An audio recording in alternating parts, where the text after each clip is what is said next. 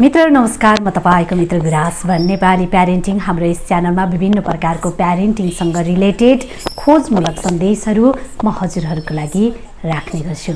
आदरणीय अभिभावकज्यूहरू, बच्चालाई सफलताको मात्र होइन असफलताको ज्ञान पनि दिनुपर्छ। किन? आज यो टपिकमा तपाईहरुसँग आफ्नो कुरा राख्नको लागि म उपस्थित भएकी छु।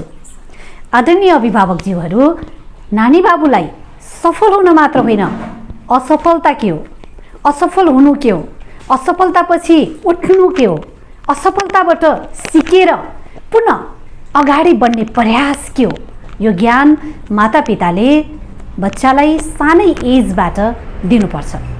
लड्नु पनि पर्छ, उठ्नु पनि पर्छ।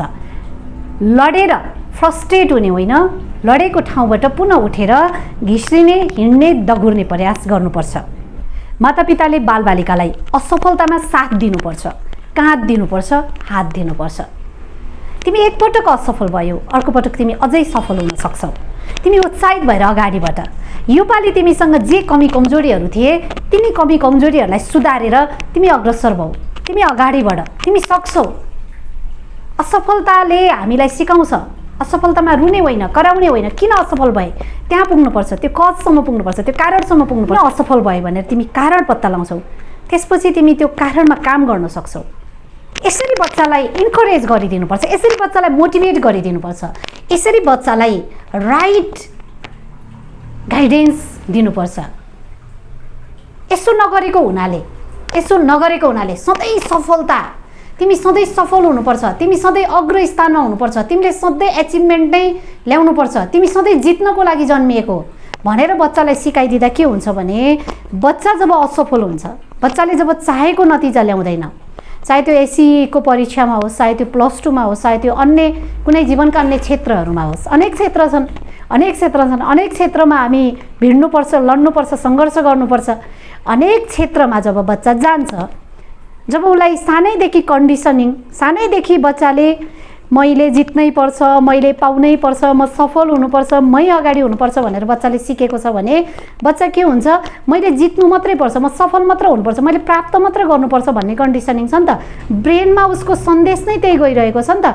तत्पश्चात जब बच्चा लड्छ, संसारमा सबै कुरा प्राप्त त हामी गर्दैनौँ, कसैले पनि गर्दैन यो संसारमा सबै कुरा प्राप्त। यो संसारमा सबै कुरा बच्चाले प्राप्त त गर्दैन। तपाईँ हामीले पनि त गरेका छैनौँ नि। हामीसँग पनि त हामीले नपाएका केही कुराहरू होलान्, हामीले चाहेका केही चिजहरू होलान्। हामी अचाह भयौँ, प्राप्तिको इच्छा नै छैन, चाहनाको इच्छा नै छैन। त्यो त धेरै हायर लेभलको कुरा भयो। तर मनुष्यको मन, मनुष्यको शरीर, मनुष्यको मन, मनुष्यको तृष्णा, मनुष्यको आत्मा कहीँ न कहीँ त घुमिरहेको हुन्छ। यो पाए हुन्थ्यो, यो पाए खुसी हुन्छु कि, त्यो पाए खुसी हुन्छु कि, यहाँ सफल भएर खुसी हुन्छु कि, त्यहाँ सफल भएर खुसी हुन्छु कि, त्यो प्राप्त गरेर खुसी हुन्छु कि। दौडिने त हो नि मनुष्यहरू। अधिकांश मनुष्य बजारमा दौडिएको छ हैन। बच्चालाई सधैँ जित्नुपर्छ, सधैँ सफल हुनुपर्छ, सधैँ प्राप्त मात्रै गर्ने हो भनेर सिकायो भने त यो बजारमा, यो दौडधुपको बजारमा सधैँ लड्न सिकायौँ, सधैँ भिड्न सिकायौँ, सधैँ पाउनुपर्छ, मैले मात्रै पाउनुपर्छ भनेर अगाडि बढ्न सिकायौँ हामीले हैन। तर बच्चालाई जीवनमा, संसारमा सबै कुरा पाइँदैन, सबैले सबै कुरा पाउँदैन र नपाएका वस्तुहरूमा पनि हामी कृतज्ञ हुन सिक्नुपर्छ।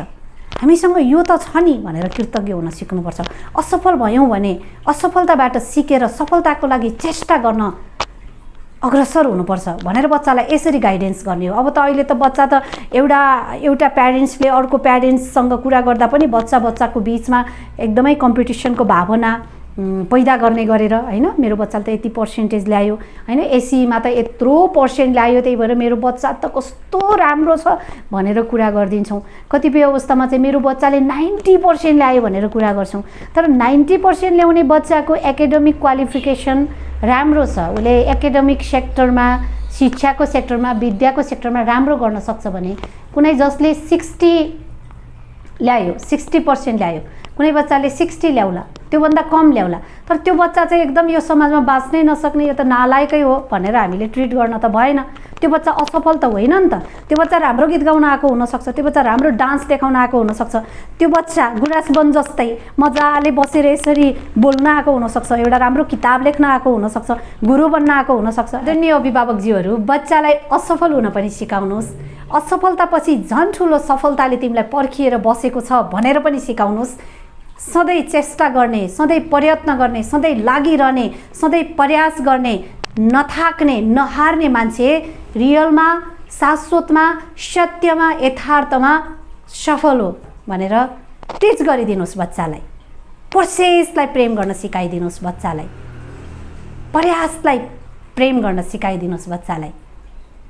नथाकेर, नहारेर निरन्तर निरन्तर मानिसको शरीरलाई खियाउनु सफलता हो। सधैँ शिखरमा पुग्नु मात्रै सफलता होइन। बच्चालाई सानैबाट यस्तो हायर विजडम दिन सिकाउँ। अर्को पटक प्यारेन्टिङसँग रिलेटेड मिठो सन्देश लिएर उपस्थित हुनेछु। त्यतिन्जेललाई बिदा